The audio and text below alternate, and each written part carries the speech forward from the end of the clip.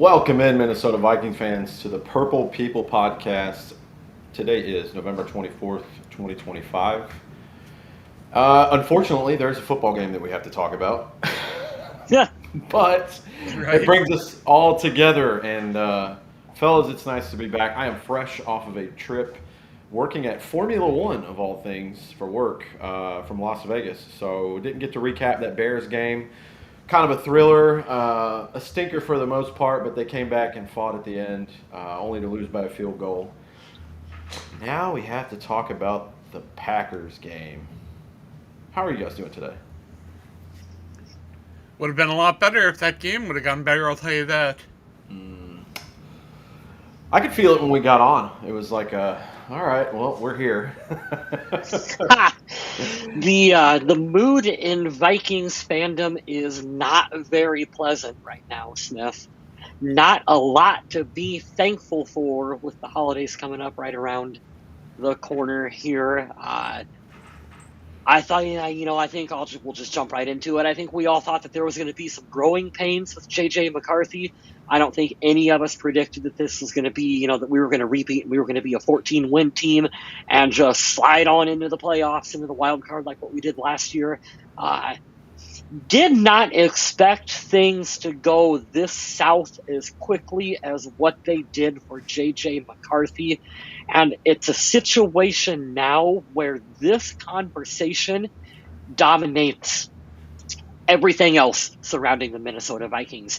Even though, guys, there were some positives that you could actually take away from that football game. I know Adam will agree with me. There was a couple players here and there on defense that I liked what they did. It's just completely overshadowed at the quarterback position right now for the Vikings. Absolutely.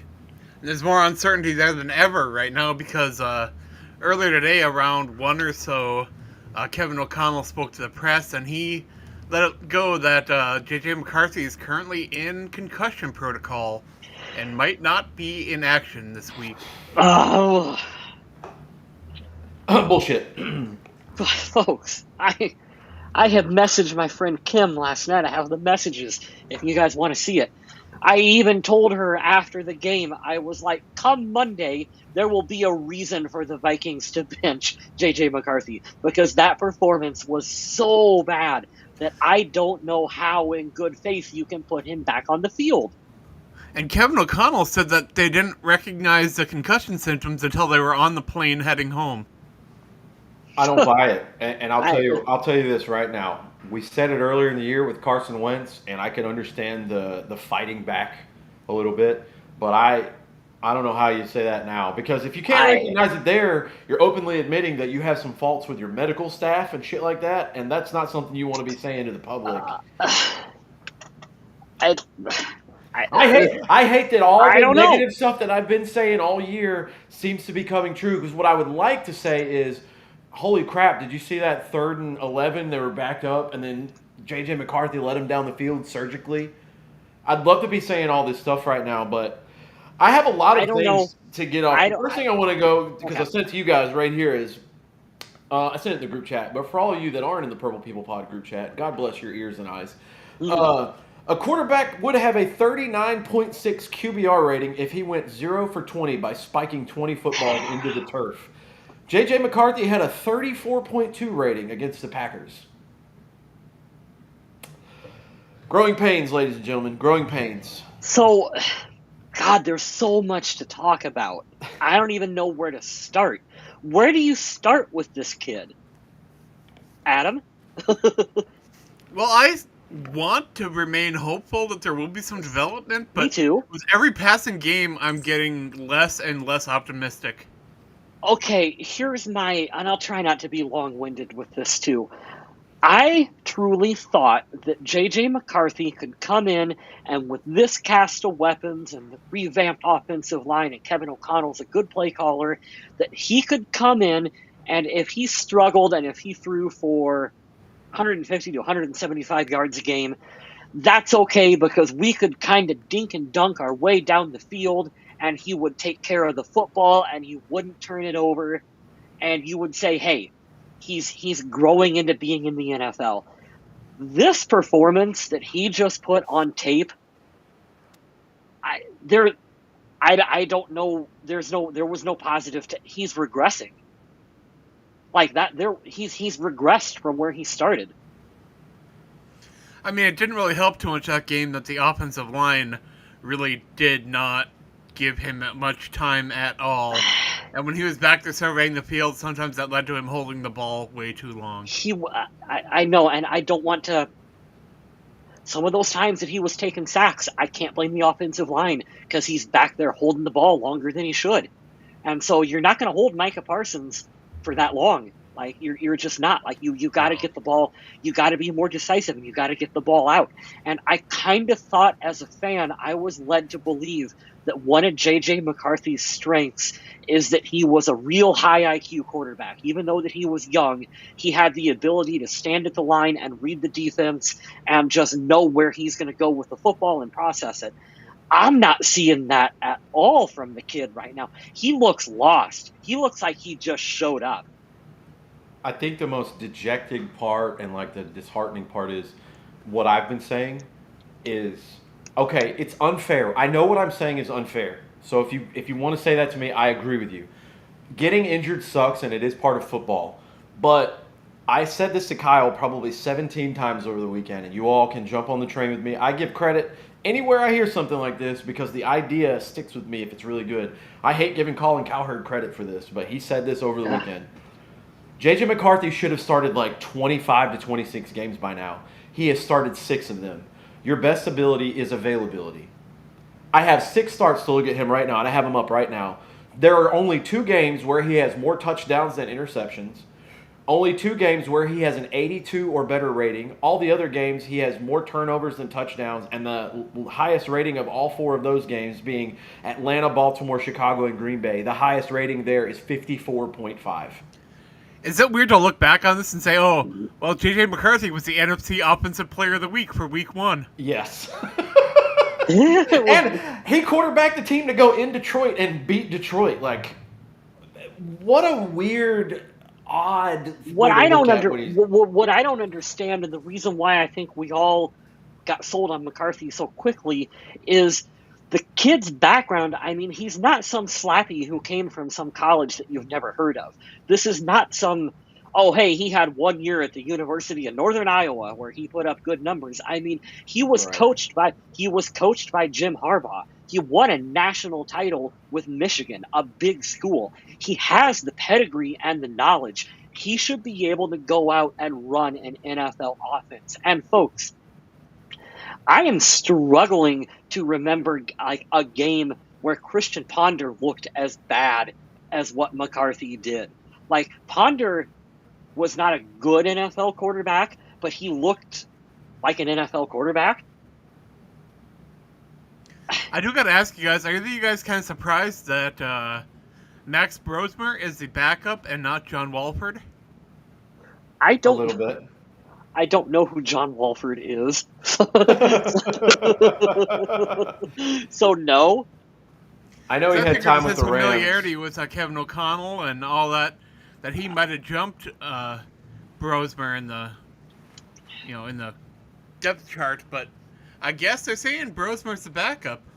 I'm putting this on the screen right now, and this is not fair in any way, but that's fine. J.J. McCarthy now ranks 851st out of 852 in EPA per dropback since among qualified quarterbacks since 2000. Now I have it up here. What is NFL EPA per dropback? Because I wanted to make sure everyone understood. This is a statistic that measures quarterbacks' efficiency by calculating the expected points added per passing attempt. This simply represents the average number of points a quarterback is expected to add or subtract from his team's score on each drop back based on factors like field position, down and distance, etc. 851st qualified quarterbacks, or 852, he's 851st. The only player lower than him is Jamarcus Russell. I understand, folks, that he only has 6 games under his belt. But here's my whole rant, and buckle up, boys and girls, because it's going to be kind of crazy. It's clear and obvious now that Justin Jefferson's getting frustrated, and while I understand he's under contract, a guy of that caliber can force his way out of here pretty quickly. That or he's just not going to play and get paid, and I know he doesn't want to waste another prime year. He said, I'm sick of losing. I don't like it. What I fear is the guys in the locker room see it, and they say, hey, he's a good kid, but he ain't it. We were winning a shit ton with Sam last year. Like, I know money's kind of a thing, but that's going to start creeping. I don't know what needs to happen back office, main office-wise in the Vikings, but something's going to change this offseason. Something has to change. But I'll tell you this. Kyle, you have the perfect idea, and when I get done with this, I want you to pitch it.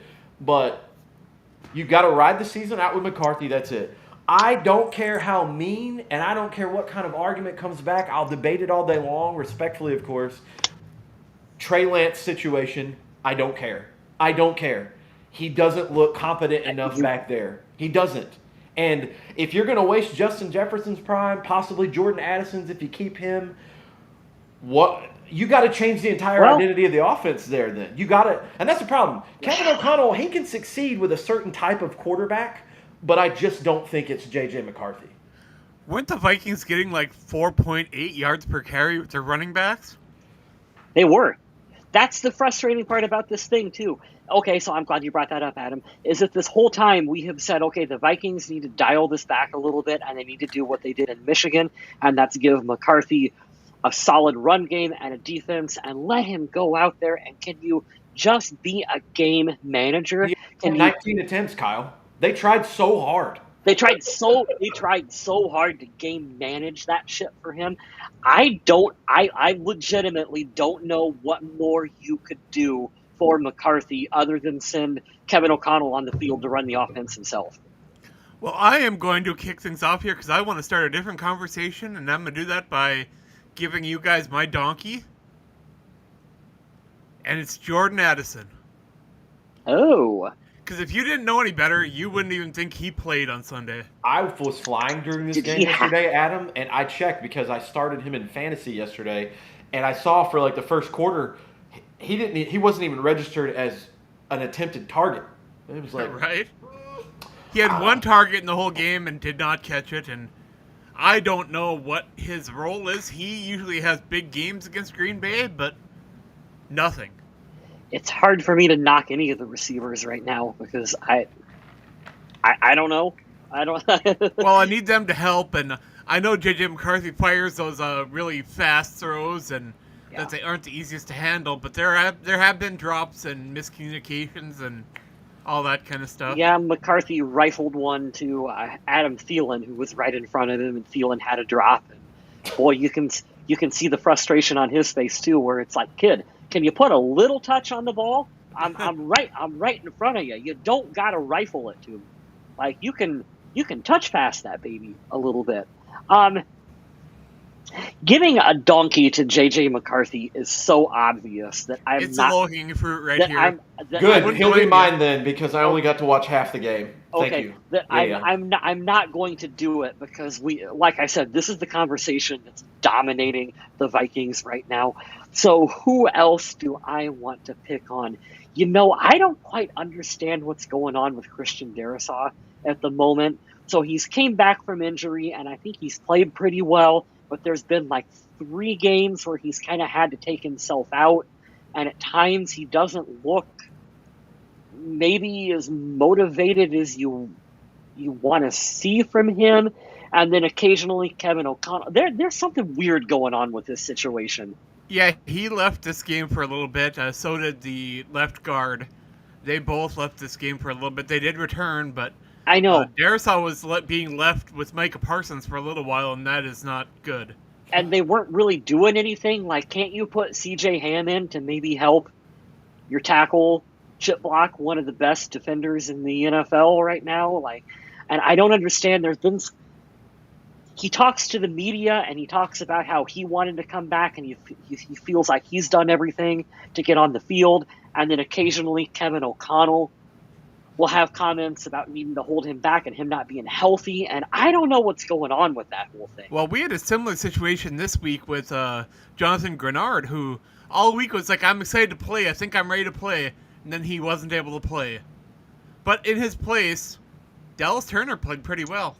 Dallas Turner was actually, and I'll let you go, Smith, he's actually my game ball. I'm giving one to Dallas Turner, and I think that anyone who was calling him a bust was talking way too early on that front on that one.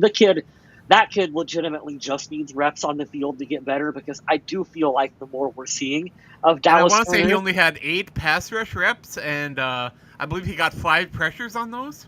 2 quarterback hits, a sack, and 3 tackles.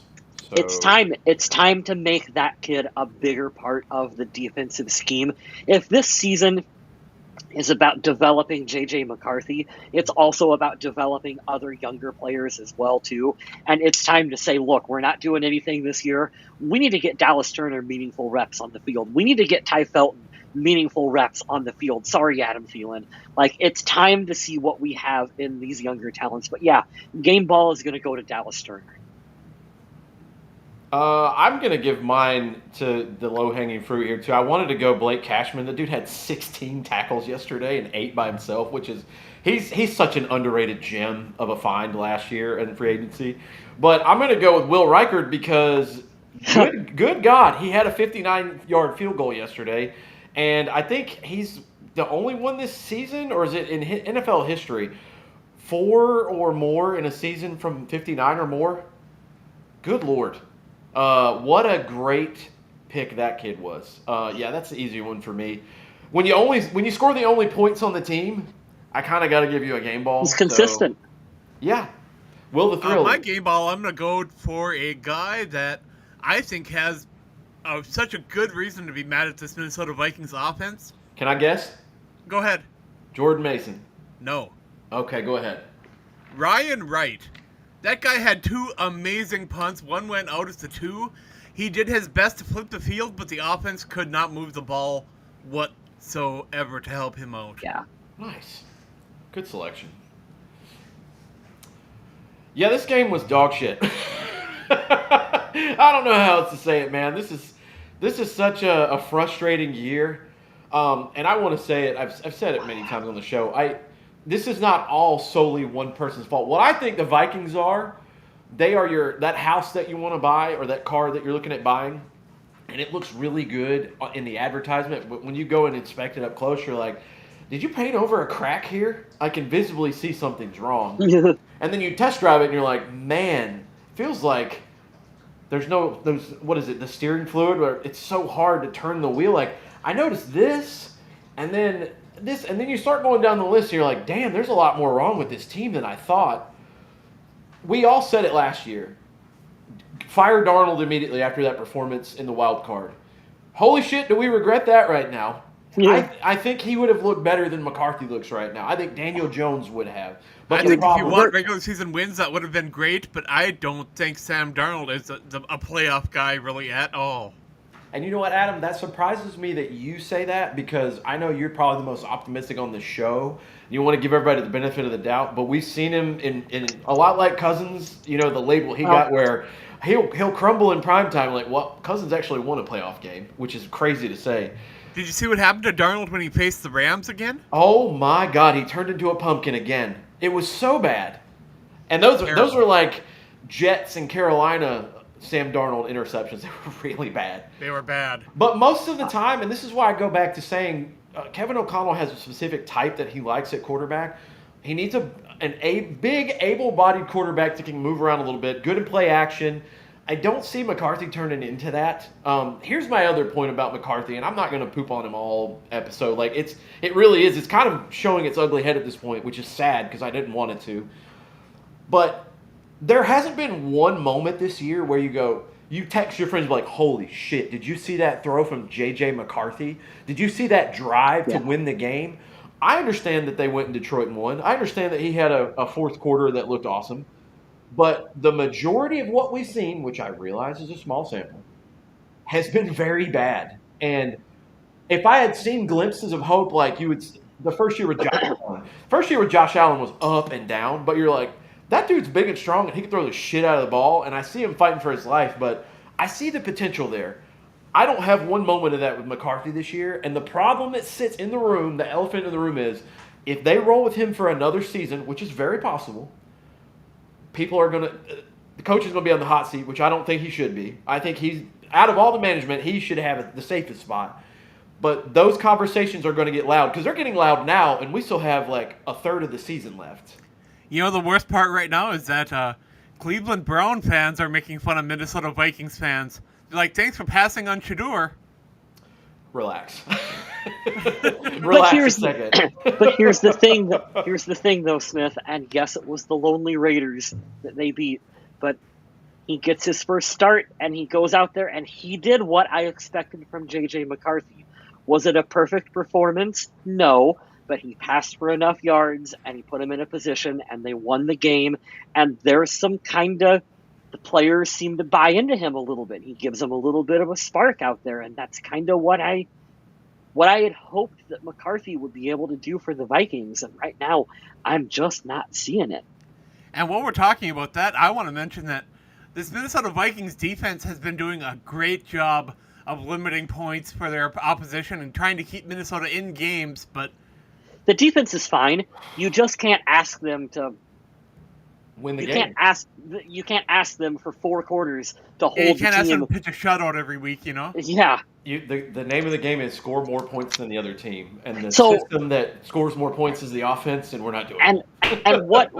and part of what made our defense so good the prior seasons is you get a lead and you allow Brian Flores to get creative and dial up some schemes and some blitzes and to confuse the other quarterbacks and get them. You can't do that this year. It's unfortunate. And you're also you you're mentioned- getting no turnovers as well too.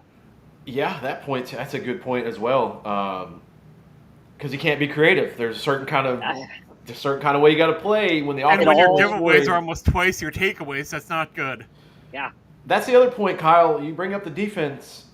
I wouldn't want to stay here if I'm Brian Flores, and that's what the offense. You're like, hey, dude, I'm fighting for my life out here. Like, I'm doing my part. yeah. I don't know why I wanted to do that one where it's like, it ain't much, but it's honest work. Like, yeah, he was going to leave at some point anyways. But I should just hope. They should Go do ahead. that meme with J.J. McCarthy. It's not honest work, and I'm not doing much of it. God, I hate shitting on the kid. He's such a positive so- kid, and he's you so wanna- young. I know. Well, I mean, he is 22, right? Yeah, Yeah. very young. There's 2 things I want. I'm gonna softball pitch this to Kyle because he brought it up. But the first one is you have to have a good mind, and this is my change. If I'm king for a day in Viking land, I'm firing Kwesi, I'm finding somebody else, and I'm going to get an offensive coordinator, and I'm telling Kevin O'Connell, you are the CEO of the team. You are not calling plays. I can't do it. I can't. You're trying so hard, and this is not the game for my example that I'm using right now because I really do think they tried to dumb this game down and it just didn't work. But overall, what I've seen this year is, hey, this is how I run my offense. Can you do like the diet kindergarten version of that? And it's like, nope, put my helmet on backwards, coach. I need help. Like, cool. I would go out and see if Mike McDaniel wants to come up here for a few years. I don't think he's a great head coach at all. I think he's a wonderful coordinator. Much like you have like anyone that goes to the Jets, they immediately go back and they become a great coordinator, but they suck at head coaching of that team, like Robert Saleh. Yeah, you need someone. The Raiders just fire their offensive coordinator? Yeah, they No, fired we're all good here. We're all good. They We don't fired- need Chip Kelly. They Nope. fired Chip Kelly. No. We do not need Chip Kelly. God, no. It came out that Chip Kelly was Ugh. also the one that told their running back to change his stance. Oh, boy. Yeah, right. Softball pitch to Kyle. Kyle's got we- the perfect solution for J.J. McCarthy. We need someone. I'll get to that. We need someone who can look Kevin O'Connell in the eyes and go, "It's third and 1, third and short. You are not going to direct snap the football with T.J. Hawkinson and pretend that this is going to fool anyone and get us a yard. Like I am taking this ability for you to call this play away." And their running backs are getting almost 5 yards a carry. Yeah, so we're gonna direct snap the ball to our lost a step, overpaid tight end. Like, come on, guys. I Like, get what that are he's we- got a bigger frame and everything, but that doesn't always mean it's going to work out well. Or you could just run the ball with Aaron Jones, or you could run the ball with C.J. Ham. With Jonathan Allen. You could anything other than what they did. They truly, truly, truly need someone to do that. I am calling Is this what you're talking about, Smith? I am calling the 49ers on the phone. Today, I thought you were going to do Jim Harbaugh, but yes, go ahead. I want Mac Jones. we can do Jim Harbaugh. There's a couple scenarios that we could do here. I'm calling Jim Harbaugh on the phone, and I am saying you can have J.J. McCarthy for whatever you want. I literally don't care at this point because I'm Trey Lancing the kid, even though I don't know if it's his fault. And I'm just moving on from him, dude. And I'm doing a fresh start next year and going in a different direction. It's not working. I don't know who signed off on it. I don't know who wanted the pick. I don't think he fits with what Kevin O'Connell wants to do. I hate making that evaluation after 5 or 6 games, but that's where I'm at as a fan. So if J.J. McCarthy misses a week or two now, how much does that hold you back from measuring him solely based on this one season of action after sitting out for a whole year? Weirdly, it depends on how well his backup comes in and plays. If the backup comes in and plays and looks like absolute dog shit, and you're like, well, maybe the team is just terrible, then maybe the team is just terrible. Which, prepare for it. They're going to Seattle where they play terribly every time. But it's going to be bad. But if Max Brosmer comes in, and even if we don't win the football game, and even if he throws for 2 interceptions, but if he moves the ball and Justin Jefferson has like 200 yards receiving and a couple touchdowns out there, and you're like, where did that come from? Now we've got a problem on our hands. Yeah, that narrative is going to be absolutely rough if Brosmer comes in there and has a good game. I mean, even a 200-yard game with 1 touchdown and no interceptions, people will be like, this is what we need. Yeah, 100%, Adam. Like, all of a sudden, now you've got a problem on your hands. Now you're like, well, how do you pivot back to... And this is what they were probably trying to avoid when they started Carson Wentz that whole length of time. We're like, well, what do you do if Brosmer looks good? You can't pivot back to McCarthy. Yeah, I'm going through the comments. I think we're talking about his son, Mike Shanahan. No, it's... Yeah, we're talking about 49ers and calling up to get Mac Jones. Yeah, that's no. I wasn't even talking about Mac Jones. I was calling the 49ers saying you can keep Max Jones. Like, I'm trading you McCarthy for Brock Purdy and whatever. Oh, else. They're not getting rid of Purdy. Whatever else it takes. Like, you got to keep Mac Jones. They paid him so much money that I don't think they're moving off of him. But I think Mac Jones has played himself into the conversation of like Mayfield, Darnold, Danny Dimes. Because it's like, are we going to have another off season of is Aaron Rodgers coming to Minnesota? At this point, I would take old ass Aaron Rodgers for a year. I'm not kidding, and I didn't think I'd say that. Don't worry, Adam. I listened to Score North this morning, and Phil Mackey spent about 15 minutes legitimately talking about how Aaron Rodgers is going to come to Minnesota next year. And the chat lost their shit over that one because they're like, guys, if you get him next year, you're looking at probably Brett Favre 2010 Vikings comeback. Like, you don't, it's bad right now, but we don't need Aaron Rodgers next year. That ship is gone. Maybe Jameis Winston? Shit, even him, I would take it, man. Like, and this all sounds like I'm just wanting to poo-poo on J.J. McCarthy. It's not. There's a certain baseline you have to be, and I don't like using PFF as a reference all the time, but statistically, in all their metrics, he's been the worst starting quarterback this entire season. And it's one thing if okay, who can we take that was really good but got injured a lot? Maybe RG3. Sam Bradford. Sam Bradford, right? Great arm. If his knees would have stayed healthy, good God, what a story that would have been. But you can't stay healthy, and when you are healthy, you look lost. It's compiling, and unfortunately what it all boils down to, all the stuff that I've been saying, is just how the NFL works. Is it fair?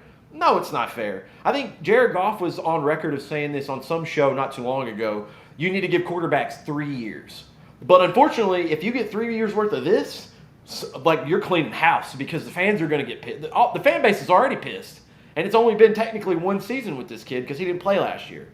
But you have to take all these other things into account. But how long do you wait if you're the Vikings to draft another quarterback? I mean, I don't think you can really do it this offseason. Draft? I wouldn't draft one, and I'm glad you brought that up, Kyle. There's 3 viable options here.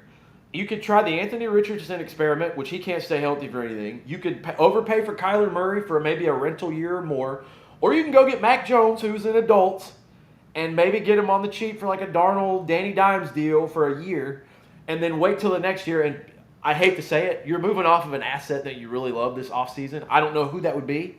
Get some picks, and then in 2027, you have the ammunition to at least make the attempt to move up to get somebody. Who's making those draft calls, though? That's the problem that I keep coming back to, Smith, is that I don't know if I trust this general manager anymore to be, hey, we've amassed a bunch of draft picks, head us in the right direction, dude. Like, I've liked some of the picks, but some of them have not made a lot of sense to me. There's not a lot of I'm consistency with him in terms of drafting, and I don't. Are we looking at things from too much of an analytical side of it? Do we not have enough like pure football knowledge out there to help direct the conversation? Do we need to start? Are we looking at Ryan Grigson, who's kind of like our football mentor for him? Like, is he someone who needs to go? Like, man, I don't know. These are a bunch of questions that, frankly, Wes in chat here does not like this quarterback class, he says. I've heard it's not a good draft class as well, Correct. too. Correct. This is not the one where there's going to be 5 teams competing for a top 10 to go get a quarterback. The year after looks a lot more promising, which I think that's hilarious. It's finally football comes in waves. You guys notice this year that defense is kind of ruling the roost now, and people aren't throwing for 300, 400 yards a game every week like they used to. Yeah. These quarterbacks are learning, hey, I probably shouldn't come out after a year and a half of playing college football. I should probably start 30 or 40 games before I figure it out. And did you guys see that Kirk Cousins is now a starting quarterback again? Yeah. Crazy how that turned out. First we ridiculed them for paying him all that. Then they draft and we're like, well, that's kind of fucked up. Then he plays bad and you're like, well, maybe they did it right. And then the quarterback gets hurt and you're like, is it smart to have a $100 million backup? I don't know. What a weird situation that was. So odd. I'm with you, Michael. Thank you, man. I'm not sure that I've seen your name in the chat before. If you have, please don't get offended. My memory is scrambled eggs. But, yeah, I don't trust Quest either. It's too boom or bust with him. I think he's very good with the free agency signings, but that, as Shania Twain would say, that don't impress me much. Hey, can you come here and play for us? I was not expecting that reference this You're week. welcome, man. Can you come and play here for us? This is the scheme we run. These are the coaches, and how's this deal sound? That's a lot better than, I've never seen you play on the field before, but I hope it works here. Cool. I'm not saying that signing free agents is like a guarantee. Obviously, we've seen the Marcus Davenports of the world. But I'm saying it's so boomer. Like, the Lewis Cine pick will forever piss me off until I'm dead. That'll forever piss me off because Kyle Hamilton was right there. That's infuriating. That's even worse because you had a guy at the same position that you wanted who is really fucking good, and you were just like, no, don't want that.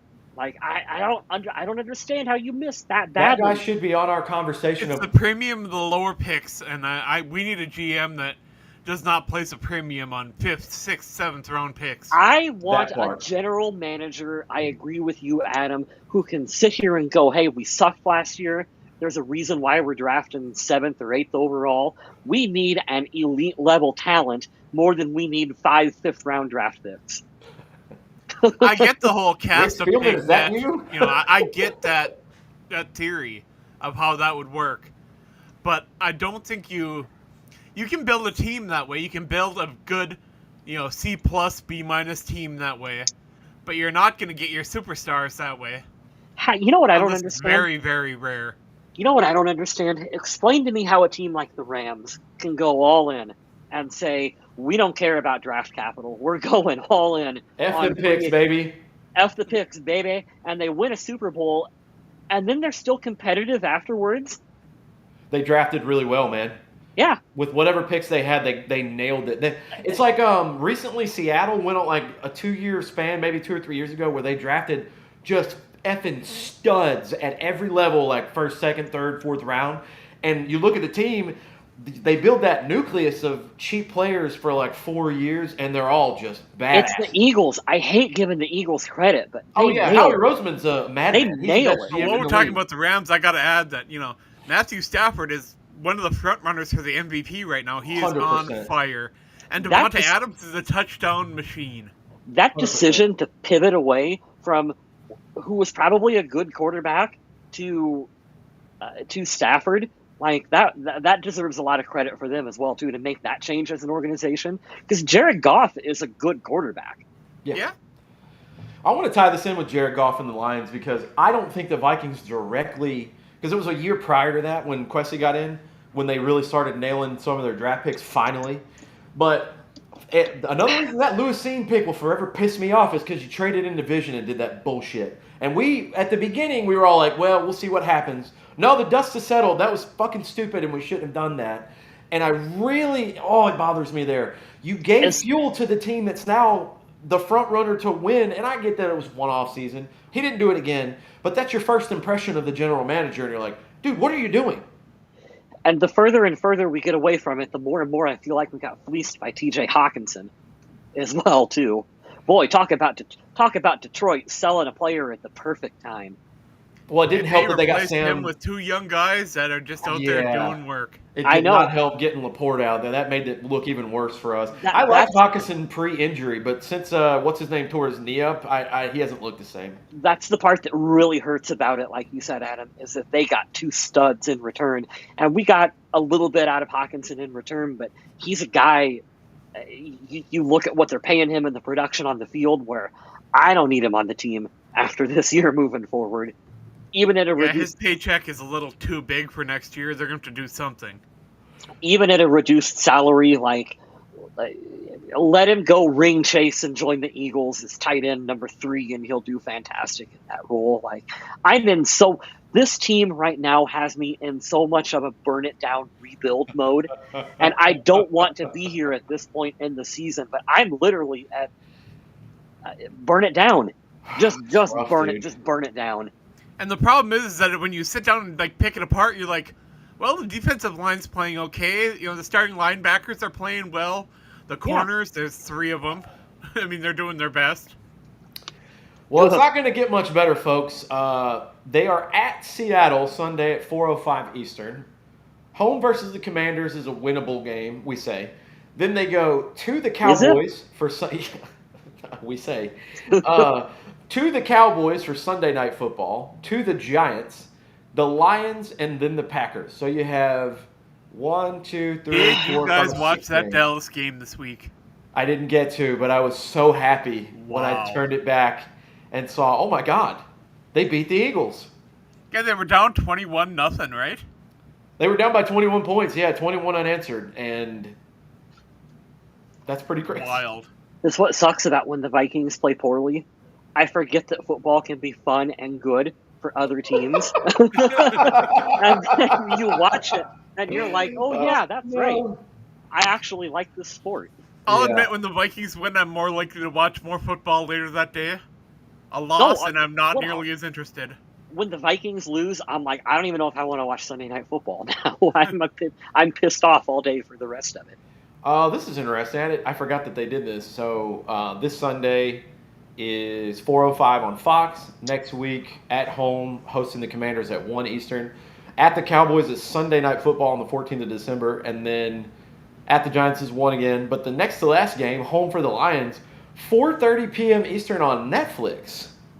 Forgot about that. That's going to be the Christmas game. Right. Pretty cool. Forgot about that. Looking at the schedule. They're going to win maybe 2 of these remaining games. This is a 6-win football team at best.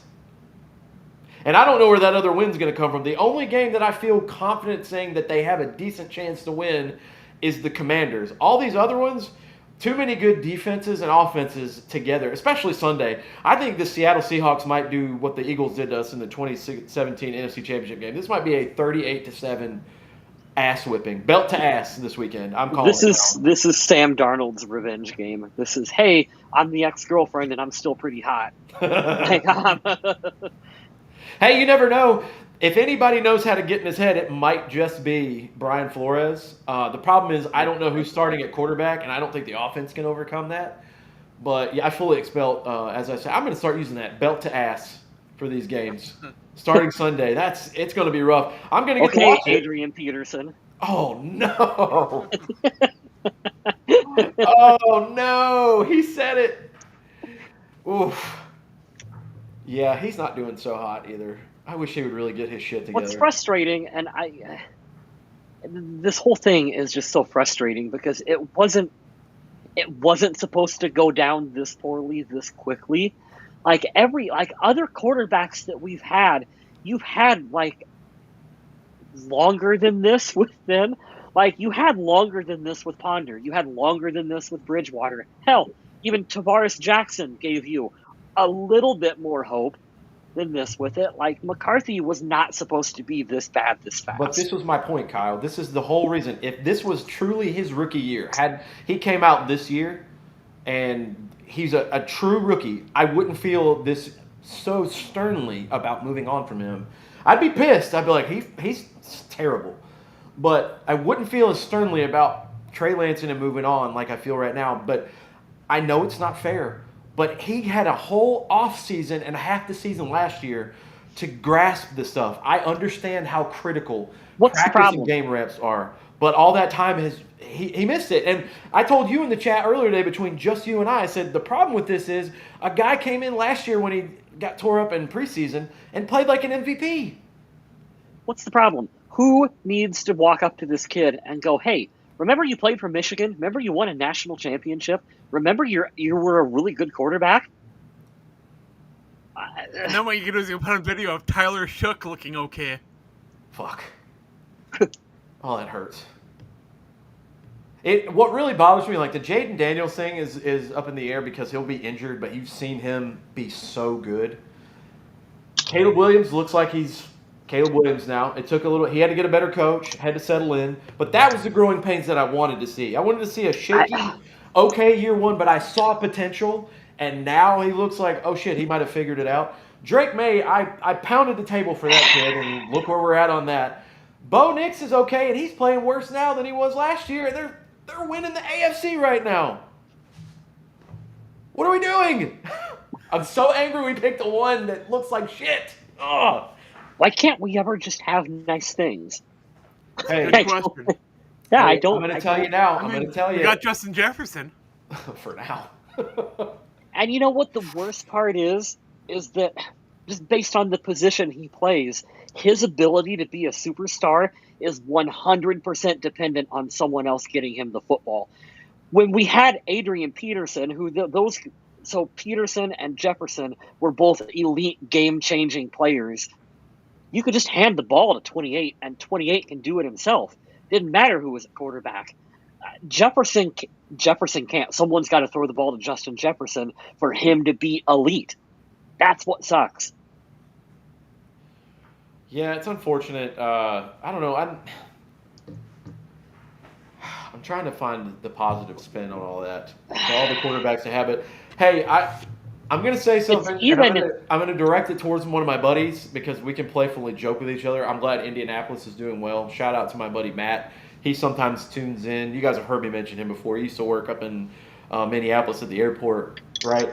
He was a pseudo-Vikings fan being in Vikings country for a while, and he's like, man, you just got to give JJ time, blah, blah, blah, blah. I hate to tell you, Matt, but all that, he was a handoff merchant, and the team carried him. It wasn't the other way around. That shit's coming to roost real fast. And I don't know what else to say for it. And this is what I leave you guys with. We've said a version of this on the show, but when do you finally pull the plug or rip the Band-Aid off and say, we can't do this anymore? Because the way that we're very feels, yes, it feels like we're there already, and it's not fair. But do we really want to endure another season of this? Here's doomsday. We're also in the middle of doomsday scenario number 2 unfolding right now for this Vikings team, where now he's in concussion protocol and maybe he doesn't play Sunday, and now we have another. Well, if the backup quarterback struggles and he doesn't look too good, you got to put McCarthy back in when we really just need McCarthy to play healthy and either figure it out and look good or suck for the rest of the season, so we know one way or another what we're going to do with him. The worst thing to happen is he doesn't play out the rest of the season and the backup quarterback looks not good at times, and you go into the off season where then maybe you can convince yourself that, well, now he has another off season and maybe he can figure it out, and maybe if we give him another set of tools, and we go right down this road again next year where he sucks. Yeah, this is a rough situation right here. Yeah. What do? You're screwed either way. I hate it. You know what? Adam usually argues back with us. He's like, no, try to be positive. He's like, yeah, this sucks. Yeah, this sucks. Damn it, man. Well, I'm trying to be patient, but it's wearing thin. Yeah. The worst part here is that I know, because I did it this morning because I hate myself. You can look at Christian Ponder's stats and you can be like, oh, well, this game he threw for 320 yards and 2 touchdowns. Oh, no. And you look at McCarthy and he has all the tools to be better than what he is right now. And he's got weapons around him. He's got talented players around him. He's got a locker room full of experience to lean on. So I don't know what's going on. So what is stopping him from not succeeding? You can tell because none of us. I think if any of us had an answer for that, we'd probably be coaching in the NFL right now. The biggest thing that I've seen, and I'm only regurgitating stuff that I've heard people say, but I've also tried to focus on in the few games that I've seen him play. His footwork is still very bad, and they kept using these weird analogies like, we just need the paint to dry. On what? Right. On what? What does that mean? What are you doing in practice every day to fix this? Like, I know he has a good quarterback room too. How many weeks? Go ahead, Kyle. How many weeks into this season are we right now? We're going into week 13. Week 13. 13 weeks into the regular season, and you're just now figuring out the paint still needs to dry on the wall. That's a really bad statement for your coaching staff on where you thought this kid was in the preseason. When there was a quote, I seen it this morning, someone posted it, it came from Kevin O'Connell, where he said J.J. McCarthy essentially doesn't need any more reps in preseason, and that's why they chose to sit him and play him. So how do you go from he's ready and he doesn't need to play in preseason to 13 weeks into it while the paint still needs to dry a little bit? Well, when you think about it, the Vikings have played 28 games after they drafted J.J. McCarthy. And McCarthy has been active for, 6? 6? Yeah, that part. Not great. Let's see.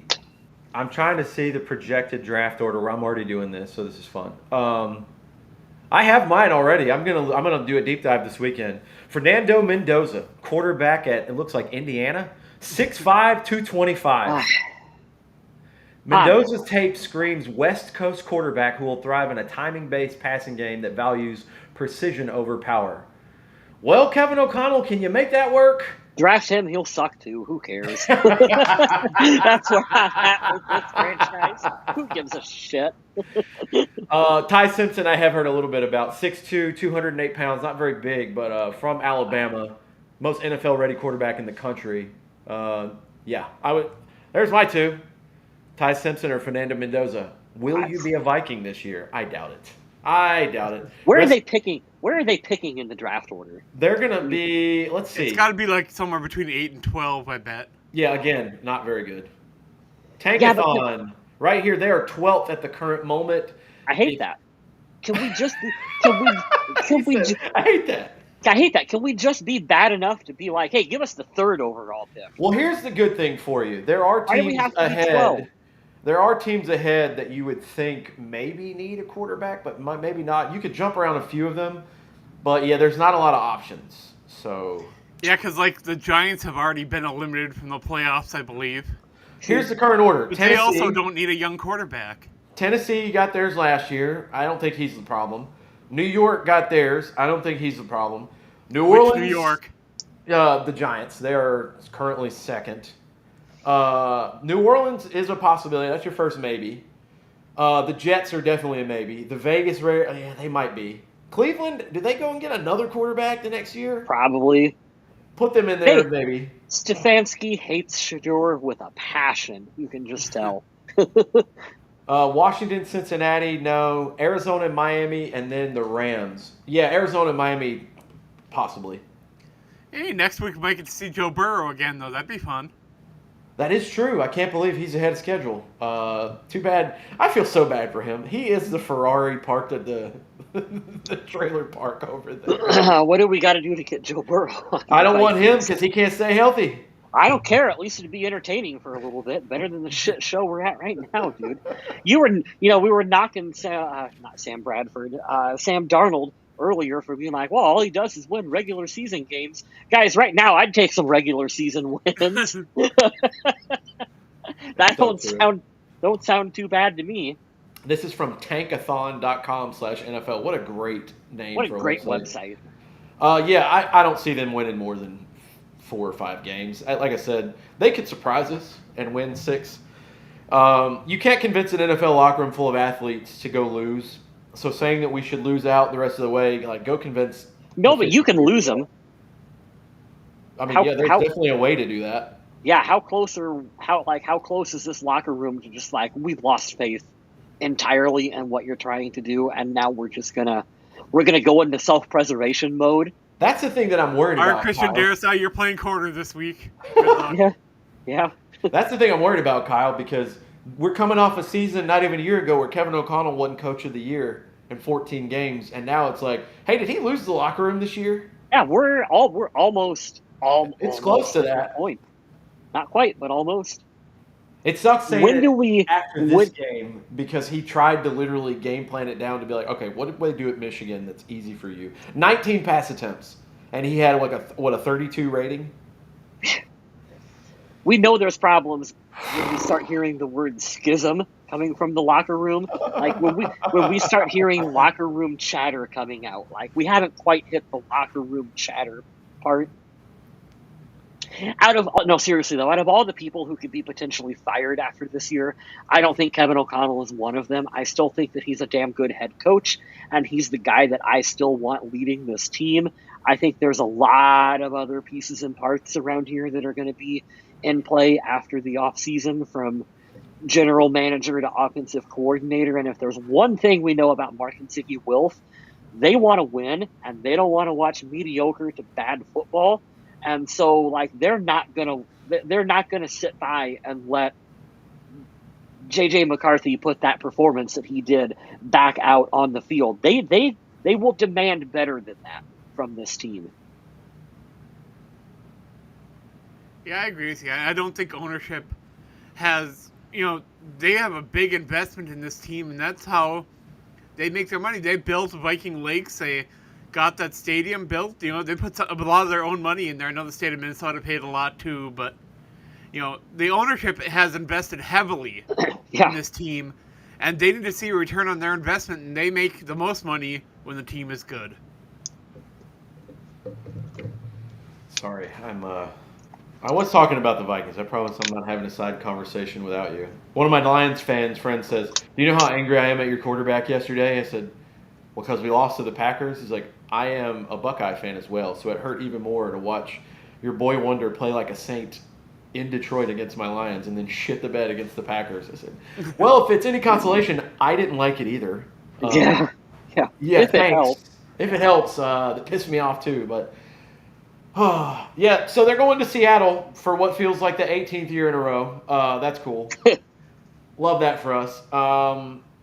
Yeah, I don't expect them to win this game. I'd love to see the Darnold revenge game go sour and the defense just get in his head, much like the Rams do. But unfortunately, I feel like this is going to be a real poop show. So hope I'm wrong. Buckle up.